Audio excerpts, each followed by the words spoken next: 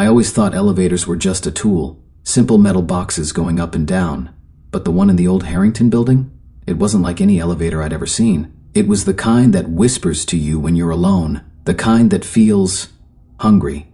My name is Evan, and I never believed in curses. Not until I stepped into that Art Deco nightmare, with its brass panels and buttons that weren't numbered like normal floors. No. One button read hell, another said Oblivion. The rest, just silence in polished gold. It started on a rainy Thursday, just after 7 p.m. I was working late, filling in for a coworker who called in sick. The Harrington Building had been mostly abandoned for decades, except for a few art studios and ghost tour offices on the lower floors.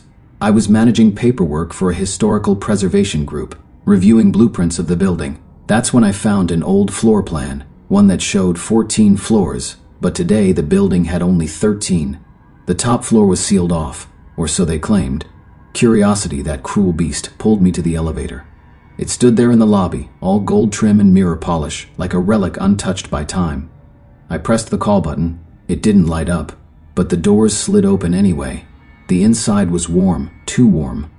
I stepped in, no music, no soft ding, just that eerie, suffocating silence.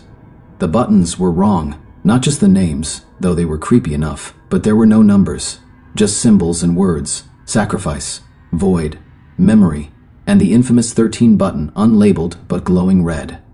I hesitated, then pressed it. I don't know why. Maybe to prove I wasn't afraid, maybe because I was.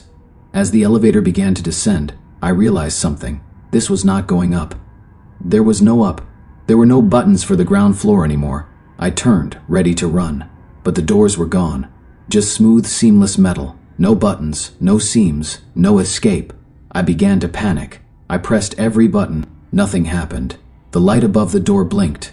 1, then 2, then 3. Each level felt slower. Time stretched. My heartbeat echoed louder in the small box. By the time it hit 6, I could swear I heard something behind the walls. Whispers. I remembered something then, an urban legend my coworker once shared over coffee. The elevator, she said, was cursed, built by a secretive architect who disappeared before the building's completion. She claimed the elevator required a sacrifice every 13 floors. I had laughed, but not now. The walls began to groan. It felt like they were closing in. I reached out and slammed my fist on the panel. "Stop! Let me out!" My voice bounced off the mirrored walls and came back distorted. Deeper. Not mine. At floor 10, the light dimmed. A flicker. Then I saw something, or someone, reflected behind me. A man. No face. Just smooth skin where eyes and a mouth should be. I turned, but the space was empty. At 11, the whispers returned, louder now. A language I couldn't understand. My legs were weak. The air was thick, heavy like syrup. Then the elevator stopped. Not at 12, not at 13. It went black. That's when I heard it. A voice, whispered, cold and close. "We are here. Make your offering." And then the light blinked once more. 13. To be continued. The number 13 cent burned on the panel like a wound. Red, angry, alive. I don't know how long I stood there, heart punching against my ribs, sweat dripping into my eyes. The elevator wasn't moving anymore, but it also hadn't opened. No ding. No doors, just that glowing number and the thick, choking silence that followed. Then, with a faint hiss, the walls around me began to shift. Not open, shift. The brass panels peeled back like skin. Behind them, darkness breathed. Not empty space, living darkness. I stepped back, but there was nowhere to go. The floor beneath me pulsed, soft like a heartbeat under my shoes. Suddenly, the lights flickered, and the ceiling began to drip something black. Thick, tar-like ooze that smelled like rust and rot. I wanted to scream, but my voice didn't work anymore. My throat tightened. Something was holding it. Not physically, but spiritually. Like my voice didn't belong to me now. Then came the voice again. Not from the ceiling, not from the walls, but from inside my own head. "You've come without offering. Every 13th must give something, or be taken." I looked down. My hands were trembling. "I didn't mean to come here," I whispered hoarsely. "And I didn't know. So you entered willingly," the voice replied. "When a blood remembers." The blood? Before I could ask anything more, the elevator jolted violently, throwing me against one mirrored wall. The reflection didn't match me anymore. My mirrored self was smiling, wide and unnatural, while I crouched on the floor shaking. Then, the reflection raised its hand and pointed at me. The mirrors shattered, glass rained down but didn't cut. It melted into smoke as it touched me. Then the elevator doors opened. But it wasn't a hallway. It was a room, circular and made of stone, old, ancient, lit by torches that burned with blue flames. The air was cold now, bone deep. There were symbols on the walls, some moving like they were alive, squirming in the torchlight. And in the center of the room stood a pedestal, with a mask, a face, hollow eyes and a stitched mouth. My father's face. I stumbled back in horror, but I couldn't go far. The elevator was gone.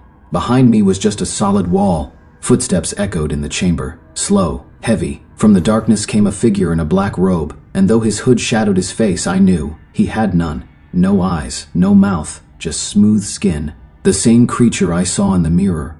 One you must choose, he said without speaking. In sacrifice or transformation. What sacrifice? I cried. I have nothing, he pointed at my chest. Why, you have guilt, regret, a past you've buried. And just like that, the floor beneath us shifted again. I saw my childhood home, my brother's face, my mother crying, scenes I had locked away, dark memories, my mistakes, my shame. Sincarious soul soaked in pain. It is enough. Suddenly, from the shadows, other figures appeared, hooded, faceless. They formed a circle around me, chanting. Their voices rose like 1,000 buzzing insects. The room spun. Offer it willingly, the faceless man said, or we will take it all. I don't know why, but I reached out toward the mask. My hand trembled. Something deep inside me whispered, don't. But I was drowning in fear, in confusion, and when I touched the mask, it latched onto my hand like a leech. I screamed. The robed figures rushed forward. The torchlight died. Darkness swallowed everything. And then, I was back in the elevator, alone, breathing hard, covered in sweat. The number on the panel now read 14. Wait. There was no 14th floor. The elevator doors slid open slowly. Beyond them was home, my apartment, my hallway, like nothing ever happened. But as I stepped out, I caught my reflection in the hallway mirror. It wasn't me anymore. My face was still there. But behind my eyes, he was watching. To be concluded. Since that night, I haven't slept the same. I wake up at 2:13 a.m. every single morning. No alarm, no reason. Just bolt upright, heart pounding, drenched in sweat. I never remember dreaming, but I always wake up with something whispering in my ear. I can't tell what it says, only that it leaves me frozen and gasping for breath. The worst part? I haven't seen my reflection since. I avoid mirrors now, not because I'm scared of seeing something else, but because I know it's not me looking back anymore. The man in the mirror smiles too much. He lingers after I leave the room. And once, I swear, I saw his lips move when mine didn't. I've tried pretending that day in the elevator never happened. Told myself it was a dream, a psychotic break. Maybe I had a seizure. Maybe I imagined it all. But every time I pass that building, the elevator is open, just sitting there, waiting, calling. And the strangest thing, no one else sees it. I've asked coworkers, neighbors, even the security guard. They say the elevator's been shut down for months. Some say it never existed at all. Just a weird old shaft bricked up after a fire in the 42nds. I started researching, looking up old blueprints. That building wasn't always apartments. It used to be a hotel, a luxury tower during the 1920s, when Art Deco was king and opulence was everything. They called it the Ashbourne, but it shut down after a series of mysterious disappearances. 13 guests, all vanished on the 13th of each month. No signs of struggle, just gone. The police suspected foul play, but they never found bodies, only blood smears inside the elevator. And the last log entry in the hotel's register, floor, hell, guest, paid in full. Ever since then, the Ashbourne became legend, a curse, a myth, until it was remodeled into apartments, mine included. But the elevator, it was never removed, just sealed. And now it's awake again. The whispers are getting louder. I hear them through the vents, behind walls, even in water. Like when I wash my face, something speaks from the sink's drain, a voice smooth and silky, promising peace if I return. If you don't offer, someone else will. I thought I was losing my mind, so I installed cameras, night vision, audio, just to prove I was imagining things. That's when I saw it. At exactly 2:13 a.m. every night, my door opens. I don't do it. I'm asleep, dead still. But the door swings wide, and something steps in. It's me, or It looks like me, but it moves wrong. Its head turns too far. Its limbs bend like they're filled with liquid.